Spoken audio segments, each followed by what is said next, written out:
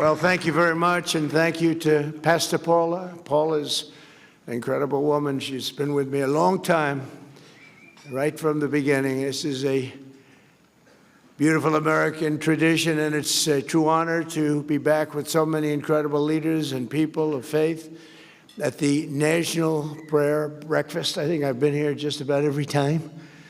It's hard to turn it down. I don't have the courage to turn it down. Sometimes I want to. Come back from a horrendous trip fighting people that can't stand us, keeping us out of wars, and seeing things that nobody would believe that anybody would see. And last time I came, I got in at 4 in the morning. They said, "Sir, you're going to be speaking at 7." I said, "Really? Oh, that's wonderful." I said, "Where?" "National Prayer Breakfast." I said, "I'll be there." I'm afraid not to be. I need all the help I can get.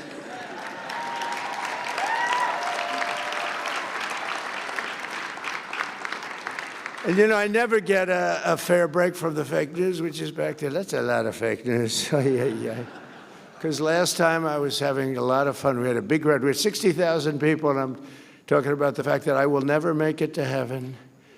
I will never, ever. And I was being funny. I was trying to be, you know, you can't be sarcastic with them because they write your words, and they don't, the people who are reading the words are much different. But I said, I'm never going to make it to heaven. I just don't think I qualify. I don't think there's a thing I can do, but all of these good things I'm doing, including for religion. You know, religion's back now hotter than ever before. I mean, I have to tell you. But I said, even though I did that and so many other things, I named things, I said, I won't qualify. I'm not going to make it to heaven. And the New York Times did a front page story that Donald Trump is questioning his life and the meaning of his life. No, I was just having fun. I really think I probably should make it. I mean, I'm not a perfect candidate, but I did a hell of a lot of good for perfect people. That's for sure. Right, Mr. Speaker?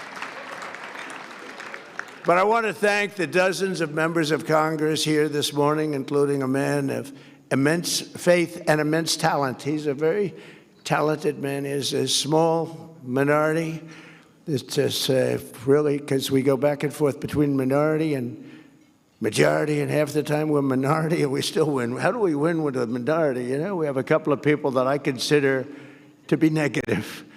But we're 1 up, 2 up. Sometimes we're 3 up. In fact, we'll have 2 more victories very soon. We'll be 3 up. And we consider that having a massive majority, okay? Right, Mike? That's considered, we're not spoiled. Can you imagine if we ever picked up like 20 or 30 seats? Wouldn't that be pretty? That'd be too easy. I think it would be too easy. It wouldn't be fun. I get these calls from Mike. "Sir, could you speak to so-and-so 3 o'clock in the morning?" You know, we have 2 types. We have the type that goes along with us and believes in us, and they're with us all the way. And that, I would say, is 95%, right? And then we have the type that needs a little love all the time, no matter what it is. For the easiest thing on religion or republicanism, the easiest thing to pass, they always make it difficult, but they always get there. But I have to call them always at 3 in the morning. I'll always get that call. "Sir, Speaker Johnson's calling." So I get, "Hi, Mike, what's up? What time is it?" So it's 3 in the morning. "So we have 9 names there giving us difficulty. They want to have a phone call." I said, "All right, let's go. Here we go." Same 9 all the time, right? You know? So I call up. I say, "Chip, how you doing, Chip?" "Hello, sir." "Sir, I can't quite get there. I just don't know. Could I come over for breakfast?" You know, we have a 9 o'clock vote, right? I said, "Really? Is it not? Sir, you got to get me there, sir." "Let's have breakfast, Chip." "Great." Then I get others, pretty much the same 9. I don't want to name too many, but I would. And they always get there. We have one that doesn't get there. We have one guy. He's an automatic no.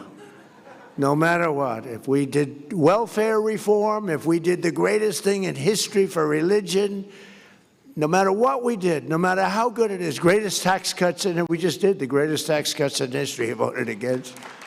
He voted. Now, no matter what we do, this moron, no matter what it is, we could put them all together. I think, Mike, what would you say the top 5 things? Name them. We'll put them in one bill, and we'll put them before we get 100% vote, except for this guy named Thomas Massey. There's something wrong with him. We call him Rand Paul Jr. You know, it's like they just vote no. They love voting no. They think it's good politically. The guy's polling at about 9%. It's not good. But we have great support, and we have great support for religion. You know, I've done more for religion than any other president. When Paula was saying that, it was so nice. I was proud of it. And I said, that's true. I told the people backstage. What she said is true. Who else would say that, right? But it is true. But then I said, but that's not saying much, because not too many presidents have done too much for religion. I want to tell you that. Certainly modern day presidents, they bailed out on you. They bailed out. They want to be neutral. They want to be neutral or against. You know, the Democrats are against. I don't know how a person of faith can vote for a Democrat. I really don't. And I know we have some here today, and I don't know why they're here, because they certainly don't give us their vote. I certainly know that we're not going to be convincing them to vote for a little thing called voter ID. It polls at 97%.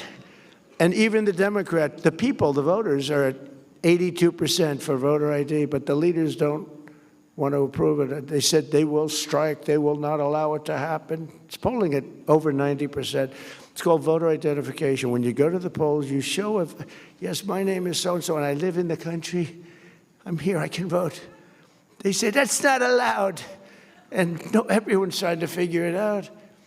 And they do something to win. You know what it is? They cheat. But let's get on to another subject. No, at that, they're the finest, probably anywhere in the world, I would say.